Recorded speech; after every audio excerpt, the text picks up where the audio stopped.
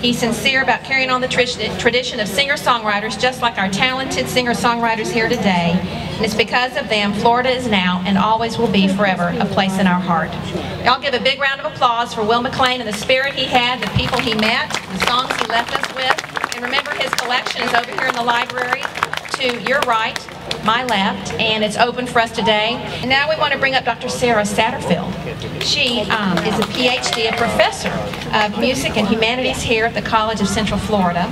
She has her PhD in music history and literature from the University of Florida. She has her flute performance master's from San Diego State and her bachelor's in music education from Furman University.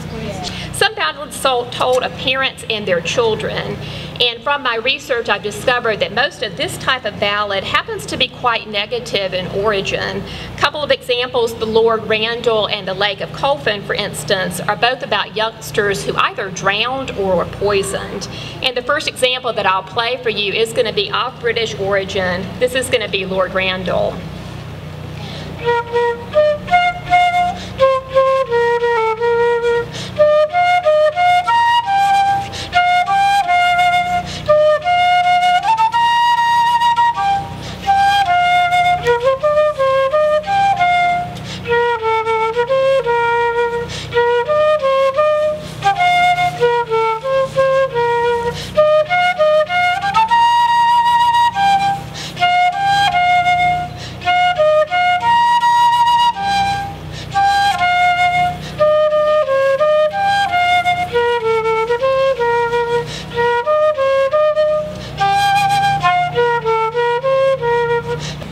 Now much of his talk was only that. Jack and his pa were not equipped to kill big game, and Jack, he not only gave them varmints a wide berth, he was actually afraid of them man-eating critters. Now Jack's son said, "Pa, one day, if you don't knock off some of this here big talk about bears and such, you're gonna talk yourself into more trouble than you can talk yourself out of."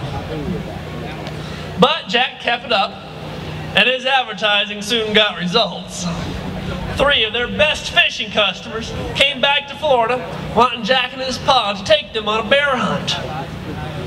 Well, Jack named his price, thinking, and rather hoping, it would make the Yankees change their minds.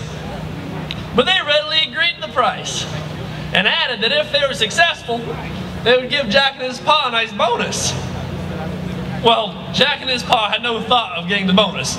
They merely wished to save their reputations as reliable guides. So they decided to take the Yankees to Esmeralda Island, which is a small place down in Lake County where deer and small game are plentiful, but no bears have been seen in years. Well, they arrived in a small, deserted cabin on the island around nightfall and set up camp. And early the next morning, for the benefit of their Yankee customers, Jack picks up his gun, says, "I'll go out and size up the situation." So saying, Jackie ambles off and strolled along, thoroughly enjoying the situation, when all of a sudden, out from behind a clump of palmetto and gallberry bushes stepped the biggest, the meanest, the man-eatingest bear Jack had ever seen. Jackie dropped his gun, for he knew it would just be in his way, and he wheeled around and he took off running. He ran, and he ran, and he ran, and he ran, till he was breathing hard and his tongue was hanging out of his mouth like a hound dog's after a fox chase.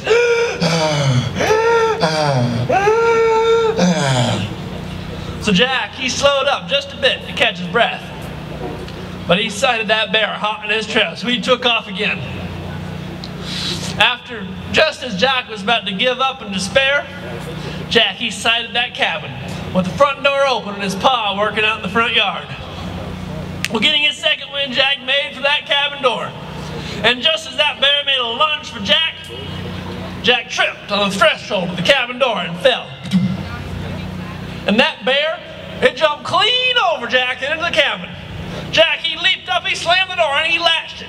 Then he hollered out, "There's the first one. Y'all kill him and Paul skin him out. Well, I'm rounding up the next one, that liar." Well, when the Yankees gave Jack and his pa their bonus, they added, "Boys, you can expect us back to do some fishing. But don't count on us doing any more bear hunting, cracker style.